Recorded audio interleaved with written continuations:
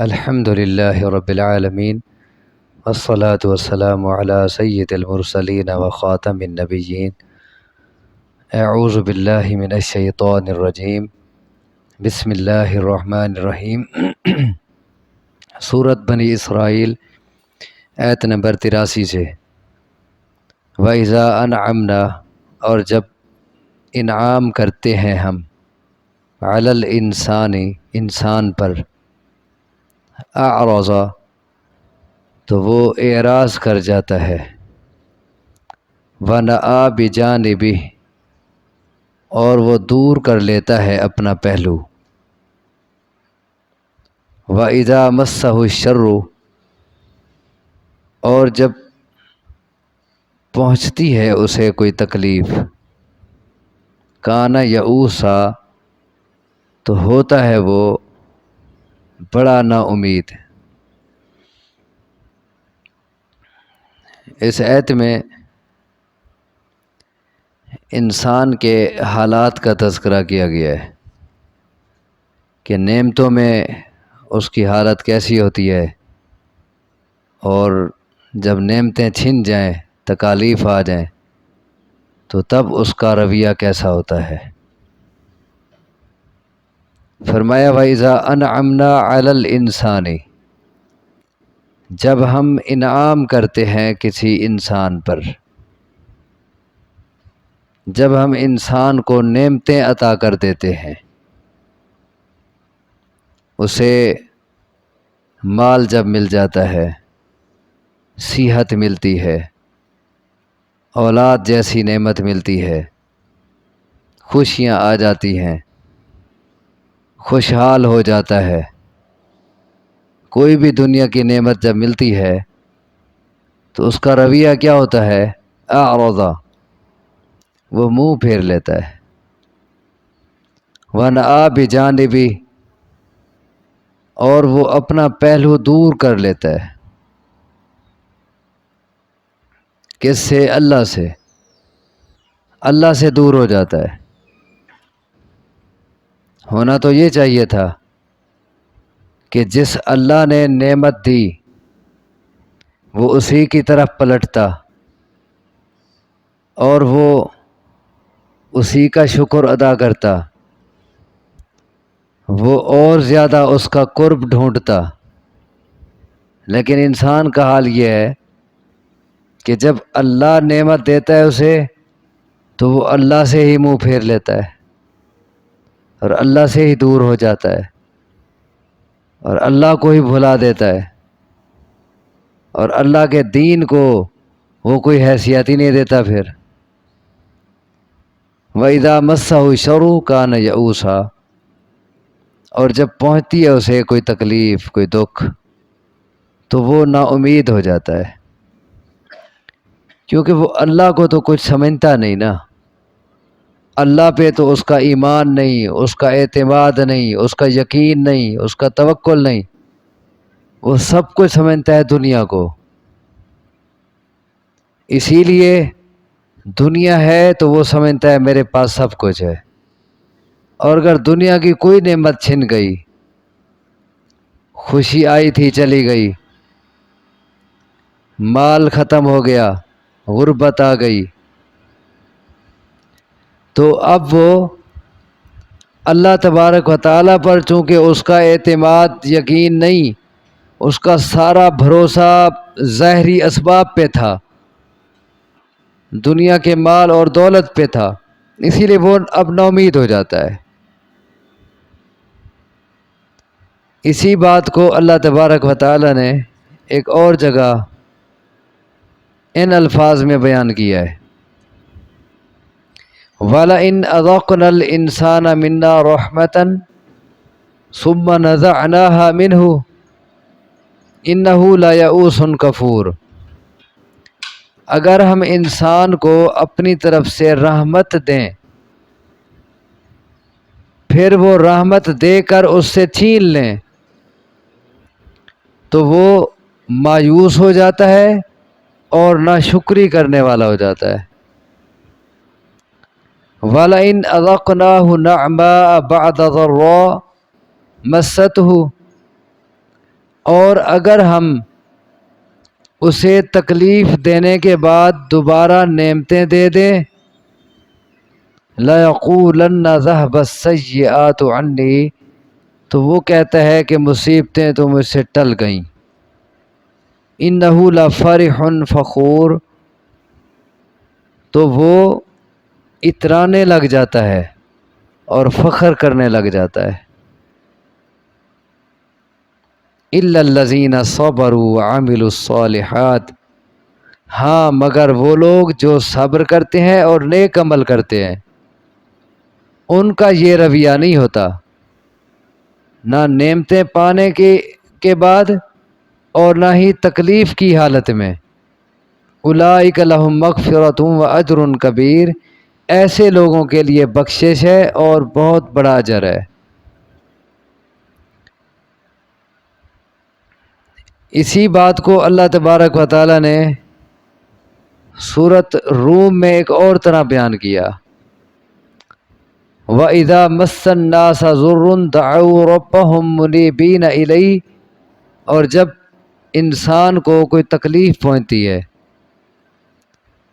تو وہ اپنے رب کو پکارتے ہیں، اس کی طرف رجوع کرتے ہوئے، گڑ گڑاتے ہوئے۔ ثم اذا اذاقهم منه رحمتا، پھر جب اللہ انہیں رحمت پہنچا دے، یعنی تکلیف دور ہو جائے، اذا فریق منهم بربهم یشرکون، تو اچانک ان کا ایک گروہ اپنے رب کے ساتھ شریک ٹھہرانے لگ جاتا ہے۔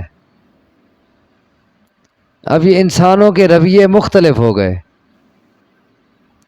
کچھ تو وہ ہے کہ جب نعمت مل جائے، خوشحالی آ جائے، مال کی فراوانی ہو، پھر انہیں اللہ یاد نہیں آتا، اور جب تکلیف آ جائے، مصیبت آ جائے، بیماری میں پھنسیں، پھر وہ اللہ اللہ کرتے ہیں۔ ایک تو یہ گروہ ہے، اور دوسرا گروہ وہ ہے کہ جب نعمت ملے تو اللہ سے دور ہو جاتا ہے، اور جب تکلیف ہے تو پھر بالکل مایوس، پھر وہ اللہ کو بھی نہیں پکارتے۔ قُلْ كُلٌّ يَعْمَلُ عَلَى شَاكِلَتِهِ، آپ کہیں کہ ہر ایک عمل کر رہا ہے اپنے طریقے پر۔ شاکلہ کے کئی معنی ہوتے ہیں، اپنے طریقے پر، اپنے مزاج پر، اپنی طبیعت پر۔ ہر بندے کو جو اچھا لگتا ہے وہی کر رہا ہے۔ کل حزب بما لدیہم فرحون، ہر گروہ کے پاس جو ہے وہ اسی پر خوش ہے۔ ہر ایک اپنے طریقے، اپنے مزاج اور طبیعت کے مطابق عمل کر رہا ہے، نعمتوں میں، خوشحالی میں یا تنگیوں میں، اور ہر ایک اپنے آپ کو ٹھیک سمجھتا ہے۔ لیکن فَرَبُّكُمْ أَعْلَمُ بِمَنْ هُوَ أَهْدَىٰ سَبِيلًا، بس تمہارا رب زیادہ جانتا ہے اس کو جو زیادہ ہدایت یافتہ ہے راستے کے اعتبار سے، جو راستے کے اعتبار سے زیادہ ہدایت یافتہ ہے، یعنی جس کا راستہ بالکل ٹھیک ہے، وہ کون ہے یہ تو رب کو پتہ ہے، اور وہ قیامت کے دن فیصلہ کرے گا۔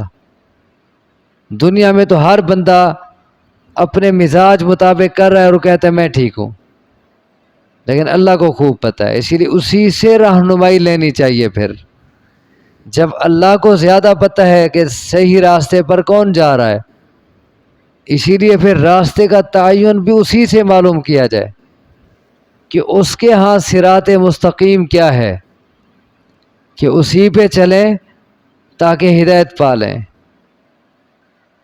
اچھا، اس آیت میں لفظ تو عام آیا کہ اذا انعمنا علی الانسان، جب ہم انسان پر انعام کرتے ہیں، اعرضا تو وہ اعراض کر جاتا ہے، منہ پھیر لیتا ہے اور اپنا پہلو دور کر لیتا ہے۔ لفظ انسان کا آیا، جب ہم انسان پر انعام کرتے ہیں، تو انسان کے لفظ میں تو ویسے سارے آ جاتے ہیں، مومن بھی، کافر بھی، اچھے بھی، برے بھی، لیکن اس جگہ ایسا نہیں ہے۔ اس جگہ انسان سے مراد ہر انسان نہیں، بلکہ اس سے مراد برے لوگ ہیں، کافر ہیں چاہے یا اپنے آپ کو مسلمان کہلاتے ہیں لیکن فاسق و فاجر ہیں، اللہ سے دور ہیں، وہ لوگ مراد ہیں۔ جو اچھا مومن ہے اس کی یہ حالت نہیں ہوتی، اس کے بارے میں تو حدیث میں آتا ہے عجبا لامر المؤمن، مومن کا معاملہ بڑا عجیب ہے، کیونکہ اس کا ہر معاملہ اس کے لیے خیر ہوتا ہے۔ اگر اسے سکھ پہنچے، نعمت ملے، مال مل جائے، اولاد مل جائے، صحت مل جائے، تو وہ شکر ادا کرتا ہے، تو یہ خوشحالی، یہ نعمت اس کے لیے بہتر بن جاتی ہے۔ اور اگر اسے دکھ اور مصیبت آ جائے تو وہ صبر کرتا ہے، تو وہ دکھ اور مصیبت بھی اس کے لیے خیر بن جاتی ہے۔ تو مومن کا تو ہر معاملہ اس کے لیے خیر ہے۔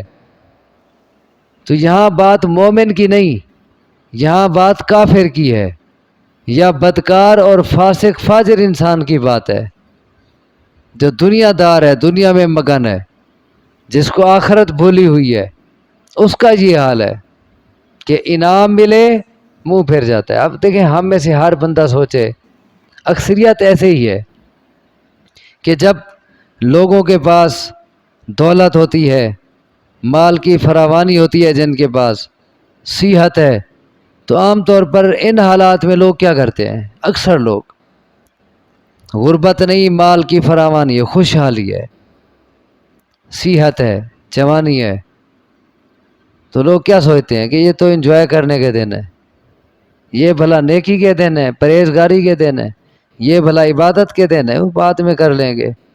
تو انسان اللہ کی نعمت پا کے اللہ سے دور ہو جاتا ہے، اللہ کو بھلا دیتا ہے۔ آگے فرمایا وَيَسْأَلُونَكَ عَنِ الرُّوحِ، اور وہ سوال کرتے ہیں آپ سے روح کے متعلق، روح کے متعلق آپ سے سوال کرتے ہیں۔ کون سوال کرتے ہیں؟ حدیث میں وضاحت آتی ہے۔ ایک حدیث میں تو یہ ہے کہ اس سے مراد یہودی ہیں، یہودی آپ سے پوچھتے ہیں کہ روح کیا ہے، اس کی حقیقت بتائیں۔ ایک اور روایت ہے، اس میں ہے کہ مشرکین مکہ نے، قریش نے یہودیوں سے کہا کہ ہمیں کوئی ایسا سوال دو کہ ہم وہ سوال محمد صلی اللہ علیہ وسلم سے کریں اور انہیں جواب نہ آئے، لاجواب ہو جائے۔ انہوں نے کہا تم پھر یوں کرو، ان سے یہ پوچھو کہ روح کی حقیقت کیا ہے۔ روح جسم میں آئے تو جاندار ہے انسان، اور چلی جائے تو بے جان ہے، مردہ ہے۔ وہ روح ہے کیا چیز، یہ پوچھو، اس کا جواب اسے نہیں آئے گا۔ تو قریش نے رسول اللہ صلی اللہ علیہ وسلم سے یہ سوال کر لیا، روح کے بارے میں بتائیں وہ کیا ہوتی ہے۔ تو اللہ تبارک و تعالیٰ نے اوپر سے اس کا جواب خود دے دیا، وَيَسْأَلُونَكَ عَنِ الرُّوحِ، وہ سوال کرتے ہیں آپ سے روح کے متعلق۔